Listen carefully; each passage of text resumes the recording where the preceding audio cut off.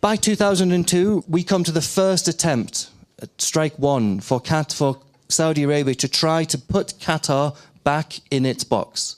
Saudi withdraws its ambassador from Doha in 2002.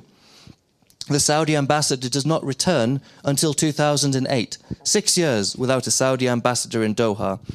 He comes back on an agreement, a modus vivendi. The agreement is basically that Al Jazeera will behave itself, that the Al Jazeera editorial line towards Saudi politics will change. And it did. How did Qatar choose to do what it did during the Arab Spring? Why and how? This is what I'm looking at. So Qatar supports Islamists, and there's reason for that argument. Of course there is.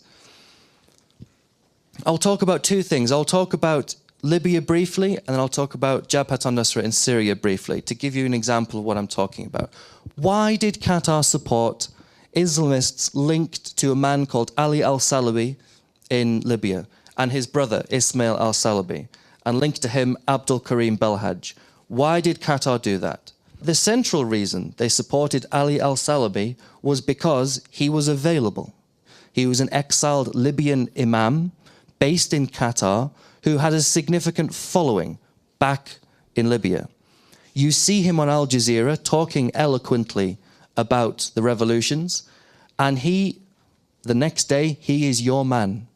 Jabhat al-Nusra in Syria. Jabhat al-Nusra was an Al-Qaeda, an obviously Al-Qaeda associated group for many years. Qatar seemed to have, interesting, pragmatic, some relationship with Jabhat al-Nusra. We know this because the leader of Jabhat al-Nusra was on Al Jazeera several times, because Qatar was able to procure 64 Fijian peacekeepers, 12 Ma'lula Greek nuns, a couple of American journalists, Lebanese soldiers. They were able to negotiate from their release from Jabhat al-Nusra territory. This is the relationship, I think, that the Qataris had.